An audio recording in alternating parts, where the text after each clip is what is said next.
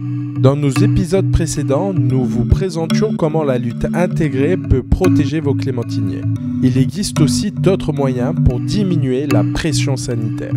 Sur la période 2015-2018, j'ai été chargé d'animer un projet de plantation de haies agroécologiques sur l'exploitation du lycée. Les haies ont été pensées pour constituer des réservoirs d'auxiliaires. Et donc les auxiliaires, ça va être des insectes qui sont soit parasites, soit prédateurs des ravageurs des agrumes, donc des ennemis des agrumes. Sur les premiers retours qu'on a pu faire nous sur l'exploitation du lycée agricole, les premières observations, c'est que les essences qu'on a choisies, le schéma de plantation qu'on a choisi semble pertinent puisqu'on a déjà fait des observations d'auxiliaires qu'on voulait attirer, donc les auxiliaires sont présents. Là le verger a été planté récemment, donc maintenant il va y avoir un suivi sur le long terme pour vérifier que les auxiliaires vont bien coloniser le verger et servir de régulateur en fait aux populations de ravageurs. Lors de cette journée, j'ai voulu présenter un peu les méthodes alternatives, mais au préalable, j'ai bien voulu insister aussi sur les pratiques culturales parce qu'évidemment, quand on parle de méthodes alternatives, on met au cœur de ces méthodes déjà l'arbre.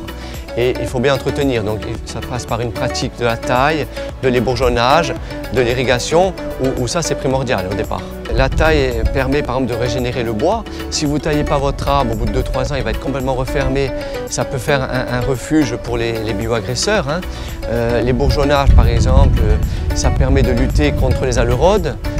L'irrigation, ça vous permet de ne pas avoir d'asphyxie racinaire parce qu'un arbre qui jaunit, c'est les bioagresseurs qui vont l'attaquer en premier.